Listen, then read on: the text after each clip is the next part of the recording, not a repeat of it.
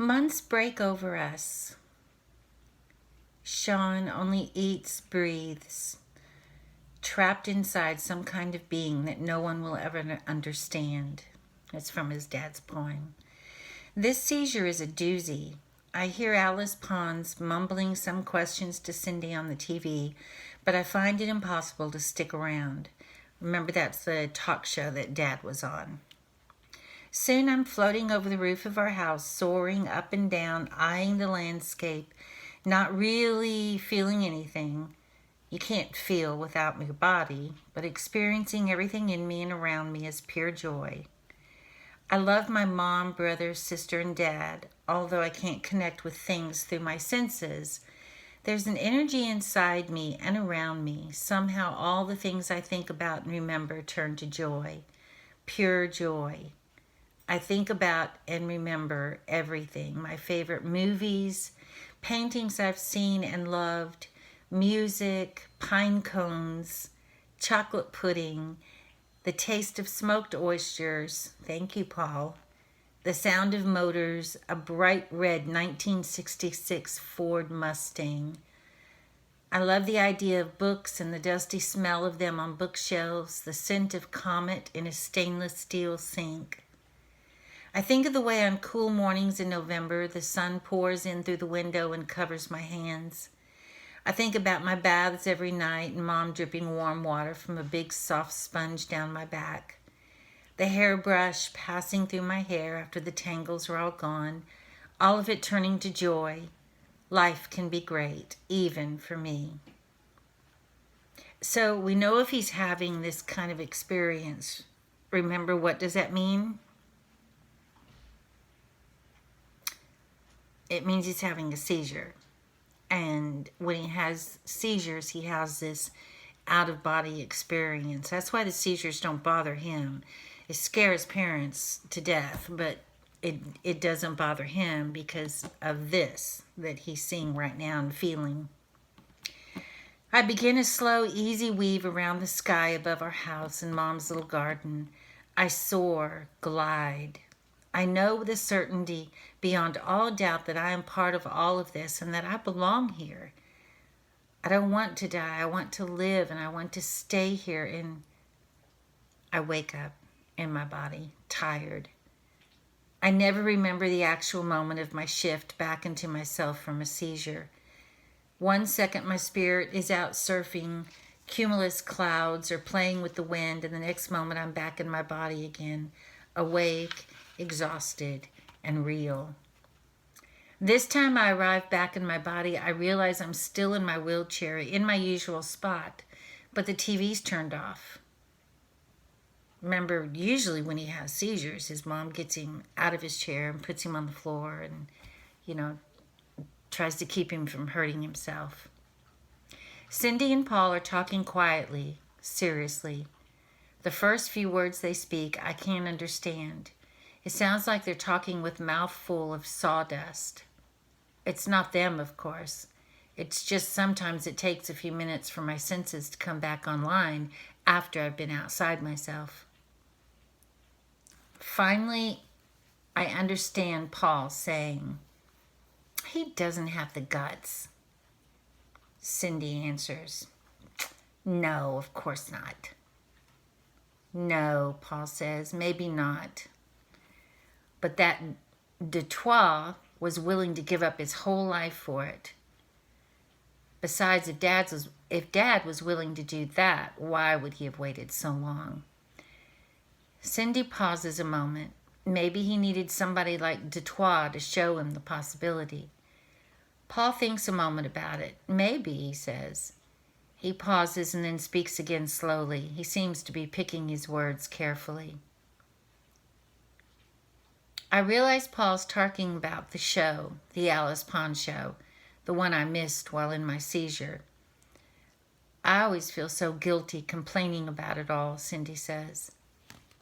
"Yeah, I know." They're both quiet for a moment. I've never heard him talk about me like this before. It doesn't really hurt my feelings. I mean, I've always thought they must feel bad about me sometimes, but still it surprises me. And I wonder how many other times they've had talks like this one. Anyway, Paul says, you were great on the show. The things you said about how Sean's condition affected us all and how it's kind of changed us, that was such a great way to put it. Cindy smiles. I can tell Cindy's imitating one of Alice's audience members. Paul bursts out laughing. Wasn't she amazing? You wonder if she spells right. She pauses and laughs again. And you asked, which brother? That was classic. Cindy laughs too. You should have seen Alice Pond's face then. Off camera. I thought she was going to faint. They're quiet for a few moments, and finally Cindy speaks softly, as though wanting to be sure that Mom can't hear. Do you think Dad's all right? And do you think Sean is safe? My ears perk up at that one. They're talking about my safety. They're thinking the same things I've been thinking. Yeah, Sean's safe, Paul said, for sure and definite. Even if Dad goes nuts and wants to do something, he'd have to come through me. Cindy nods. She knows what that means. And actually, we both do. One day last summer, I was on our porch sitting in my wheelchair. Paul, grounded that day, had missed the chance to meet friends at the Queen Anne Cinema to take in a movie. He'd stayed out too late the night before, and his punishment had been house arrest and rock garden weeding. He wasn't in a very good mood. The rock garden starts in the front of our house and goes around the side. It's flat in the front and sloping on the side, filled with small plants, pansies, hens and chickens. I don't know all the names. But it's hard to weed, uncomfortable and awkward. Never having weeded myself, I can't say for sure, but the amount of time Paul spends grunting, groaning, and stopping to stretch his back makes the job look miserable. Paul worked around the side of the house when two guys, both about his age, 15 or so at that time, walked up to the sidewalk to wait for the bus just outside our fence. My head, neck, eyes were not cooperating at all that afternoon, so I managed only a slight glimpse of the two strangers when they got to the bus stop. They joked together for a few moments. One of them said, kind of mean-sounding stuff about some girl, and the other one laughed. Hey, I heard one of them yell in my direction. You know if the bus has come by or not? His voice sounded nervous, even a little short, as though he was angry with me. When I didn't answer, the same voice snapped, Hey, you there! He must have meant my wheelchair. Has the bus come by or not? His friend laughed. I don't think he understands you. No, duh, snarled the one who'd spoken first. In the brief glance I'd had of them, one looked big and heavy, and he wore a black t-shirt, black jeans, and boots. His friend was shorter but muscular and tough. His t-shirt, a mesh muscle-type shirt that showed off his body. He stood about Paul's height, 3 or 4 inches shorter than his big friend. And they both looked rough, dirty hands, scruffy long hair, a little scary. Hey, you, I said, where's the bus? Yeah, the first voice just laughed. And then they both laughed. I would have laughed too if I could. I thought they were pretty funny. But the first one said, why don't we come up there and just slap you around a little to show a little respect? He sounded mad, mean. Yeah, the other voice said, if you can give us one good reason why we shouldn't mess you up just a little, we'll leave your ugly self alone. Otherwise, he didn't finish his sentence. His friend laughed again, and none of their laughter sounded happy. Although I couldn't see him, I heard him come in through the gate. My spot on the porch was only 10 paces from the sidewalk, and they were standing right in front of me before I knew it. Hey, you, seen any buses around here? What on earth are you? He asked, flipping his finger against my nose. He looks like some kind of cartoon. A moment later, I felt a warm sensation under my chin. It turned from warm to hot quickly. My brain stem started twitching me around and I heard them both laugh. Don't like the hot stuff, huh? That was the last word that voice said. I managed to catch only a glimpse of Paul as he came to them from around the corner. He moved so fast he was just a blur. Their bodies seemed to explode when he hit them. I heard a muffled cry from one of the strangers and a huge gasp from the other. And for the next minute the world filled with the sound of fist hammering into flesh. And within a matter of seconds I heard only the whimpering of one of the strangers and complete silence from the other. My head and eyes shifted, focusing over and beyond them, but even my out-of-focus view saw something big. The smaller guy looked a little bloody. His nostril looked torn open, and one of his eyebrows looked half torn off, and his nose looked flat. His eyes were bloodshot. He was scared. But the worst side of all was Paul. He looked like a machine, pounding away at that guy still standing, turning away from him only long enough to hit the other guy a little bit. I'd never seen such an expression on Paul's face before. The veins in his neck looked ready to pop. He looked like a monster, barely recognizable.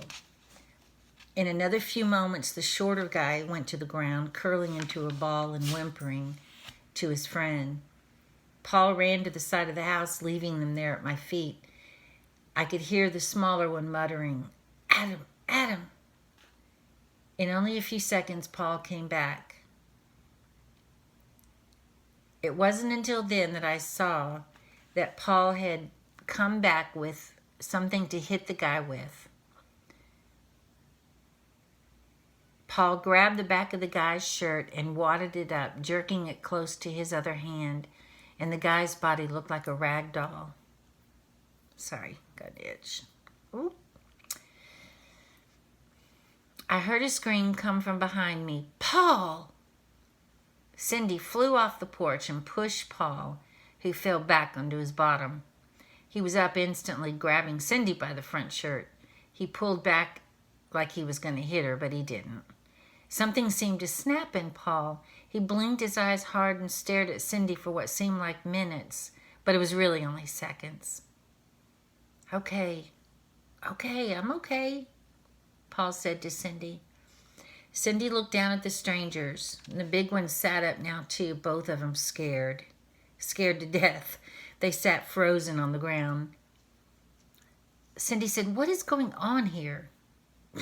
That sounded just like Mom. Paul's lower lip began to quiver as he spoke to Cindy. "They were going to hurt Sean." Cindy looked at them again and said angrily, "You two better hurry up and get out of here." And without a word, the two strangers managed to help each other up and scurried out our open gate. And in 10 seconds, they were gone. We never saw them again. I never loved or feared Paul more than in that moment. Yes, Cindy knows what Paul means when he says that Dad would have come through. Cindy understands, and so do I. Yet each of us knows, too, that Paul can't really protect me forever. The fact is, if Dad decides that Earl Dutoit is right, no one can protect me. Okay, that's chapter 11 and 12. So don't forget to write your summary. That's your only assignment besides listening to the story. Your only assignment is your summary that's due on Friday for this week. All right, if you're in my social skill class, be sure that you're checking that because I also have videos in that Google Classroom as well. And just a couple of assignments, too, that need to be finished before Friday. Okay, I'll see you guys later. Bye.